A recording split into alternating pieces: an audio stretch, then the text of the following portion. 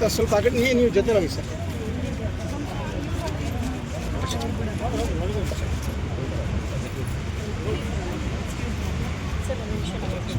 ಒಳ್ಳೆ ಫೋಟೋ ತಗೋಣ.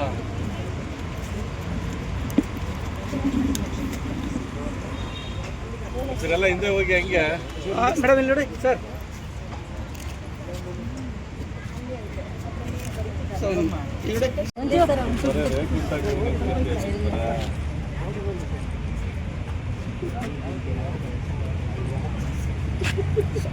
ನನ್ನ ಹೆಸರು ನಾಗರತ್ನ.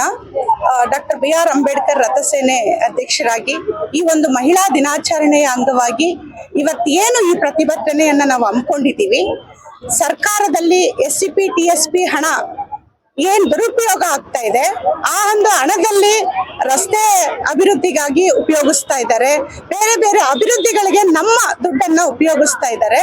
ಹಾಗಾಗಿ ಏನು SCP TSP ಹಣದಲ್ಲಿ ನಮ್ಮ ದಲಿತ ಮಹಿಳೆಯರ ಅಭಿವೃದ್ಧಿಗೆ ಏನೆಲ್ಲ ಅವಕಾಶಗಳಿದೆ, ಆ ಅವಕಾಶಗಳನ್ನ ನೇರವಾಗಿ ಬಡ ದಲಿತ ಮಹಿಳೆಯರಿಗೆ ಸೇರುವಂತ ರೀತಿಯಲ್ಲಿ ಸಿಗಬೇಕು ಅನ್ನೋದೇ ನಮ್ಮ ಉದ್ದೇಶ. ನಮ್ಮ ಪಾಲನ್ನ ನಮಗ್ ಕೊಡೋದಕ್ಕೆ ಇವ್ರು ಯಾರು ಅಲ್ಲ, ನಮ್ಮ ದುಡ್ಡು, ನಾವು ಟ್ಯಾಕ್ಸ್ ಕಟ್ಟುವಂತ ದುಡ್ಡಲ್ಲಿ ಇವರು ಮೆರಿತಾ ಇದ್ದಾರೆ. ಅದು ಆಗ್ಬಾರ್ದು.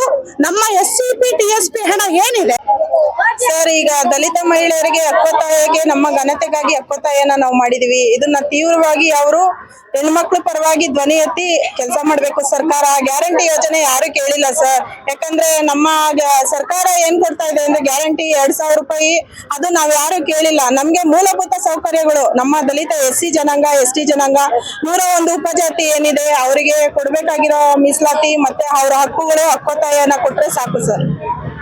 ಮೇಡಮ್, ಈಗ ಅಧಿಕೃತವಾಗಿ ಒಂದು ಅಫಿಷಿಯಲ್ ಆಗಿ ನಿಮ್ಮ ಹತ್ರ ಮನವಿ ಪತ್ರ ತಗೊಂಡಿದ್ರು, ನಿಮಗೆ ಸ್ಯಾಟಿಸ್ಫ್ಯಾಕ್ಷನ್ ಇದೆಯಾ? ಸರ್, ಮನವಿ ಪತ್ರ ಸುಮಾರು ಇದೇ ತರ ಫ್ರೀಡಂ ಪಾರ್ಕ್ ಅಲ್ಲಿ ಪ್ರತಿ ಬಾರಿನೂ ಹೆಣ್ಮಕ್ಳು ಘನತೆಗೋಸ್ಕರ ಹಕ್ಕೊತ್ತಾಯವಾಗಿ ಪ್ರತಿ ಬಾರಿ ನಾವು ಕೊಡ್ತಾನೆ ಇದೀವಿ.